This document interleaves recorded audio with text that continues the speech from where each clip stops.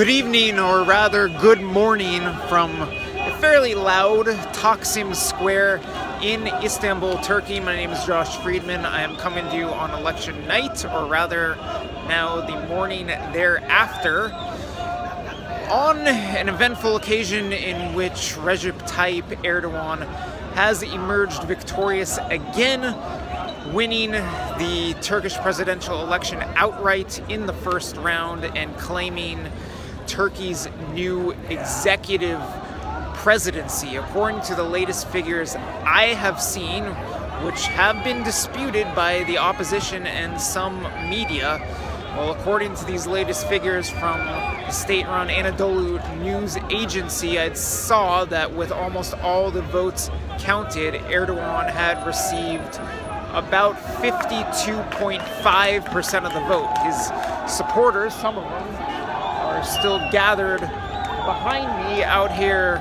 at Taksim Square. They've been, at least here in the heart of Istanbul, walking up and down, screaming, chanting, singing, screaming out Allah Akbar quite a bit. And you can hear horns still honking after midnight here in Istanbul. Well, so how did the results play out? I should say right away that not only did Erdogan emerge victorious in the presidential votes, but his AKP, now in a coalition with the MHP, the Turkey's primary nationalist party. Well, anyway, Erdogan's ruling Justice and Development Party will retain its parliamentary majority due to the fact that the AKP combined with the MHP managed to get a majority of the votes. According to the latest figures I've seen, their coalition, the AKP and MHP, received 53.6% of the vote in the parliamentary election, and their People's Alliance, as it is called now, will have control over the parliament. And as I was discussing earlier, maybe that's not of such significance given the fact that Turkey is now transitioning into an executive presidential system with a President Erdogan as both head of state and head of government. So how did Erdogan's challengers fare in this election?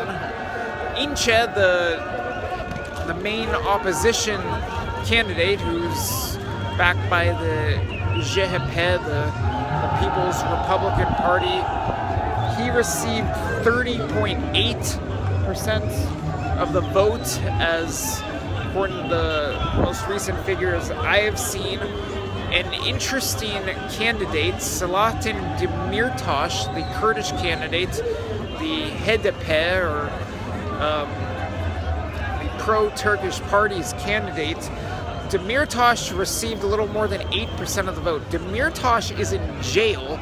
He has been jailed since late 2016, I believe, following the coup attempt in Turkey. He was one of many public figures who was thrown in jail, and he remains in jail, and he campaigned for this election. He ran for the presidency from jail and even gave a televised speech from jail. Demirtas came in third, followed closely by Meral Akşener, a former interior minister who split away from the MHP, formed her own party, and ran in the presidential election. She got more than 7%. So Erdogan, İnce, Demirtas, and Akşener were really the only candidates that pulled a significant percentage of the vote, with Erdogan receiving 52.5% according to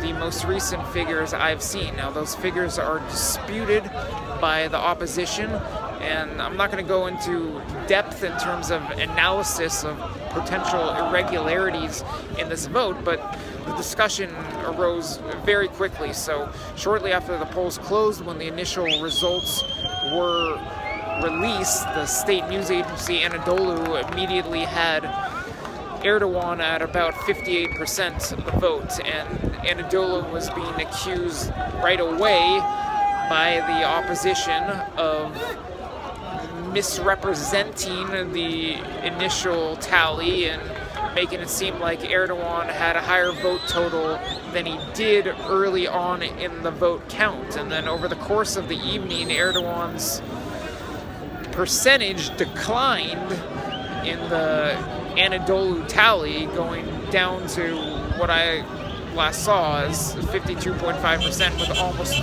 all the votes counted. There's some reporting in Turkish media, including the Hürriyet newspaper and the English version, Hürriyet Daily News, questioning the tally, questioning the vote count, saying that possibly indeed there was some misconstruing of how the votes were being counted and potential discrepancies between what was being reported and what the official state election body had in terms of their results. But we shall wait and see what election monitors have to say in the coming hours and days.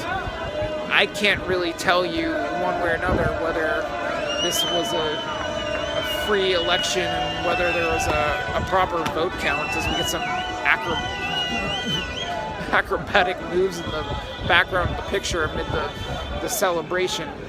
I must say that these results really fall in line with what has been happening over the years, and particularly in recent years, in elections in which Erdogan has stood as a candidate either for president or as a prime ministerial candidate with his AKP party running. So, I mean, it just seems so typical for Erdogan to win by a slim margin and emerge victorious, whether it be in the referendum last year or a presidential vote or a parliamentary vote. He just always seems to manage to win, and maybe some critics are going to jump to a conclusion that it's a rigged vote or that these results are very questionable. But I mean, here we are, and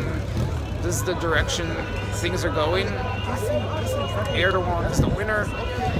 The AKP will maintain control of the parliament with help from the MHP, and this is Erdogan's Turkey now. So it's probably not going to be a more liberal, secular country anytime in the very near future. Erdogan can now legitimately stay in power for another decade plus as Turkey's executive president. He could largely, in reality, rule by decree. And I mean, you can hear just from the celebration some of the sentiments there.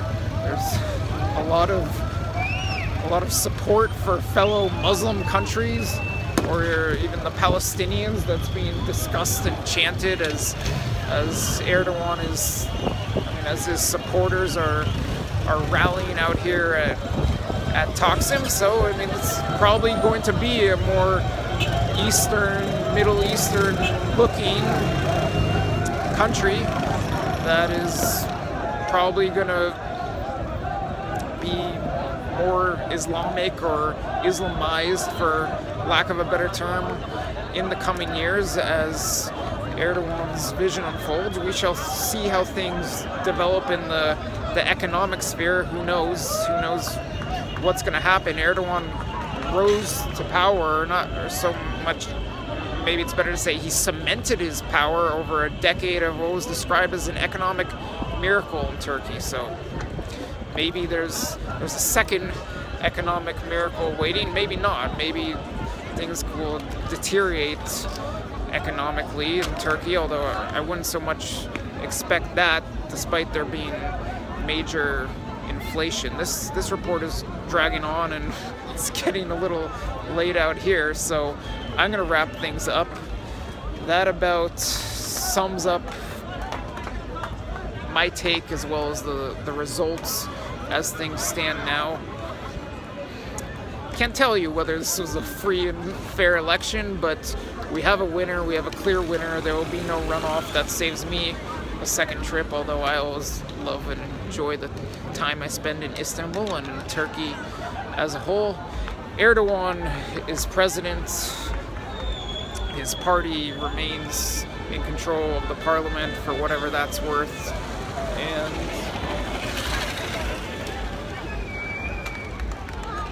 that's where things stand. So this is a wrap from Taksim Square in Istanbul on election night turned morning. Thank you very much for watching. I appreciate you following along my coverage of the 2018 Turkish presidential and parliamentary elections, and Güle Güle from Istanbul.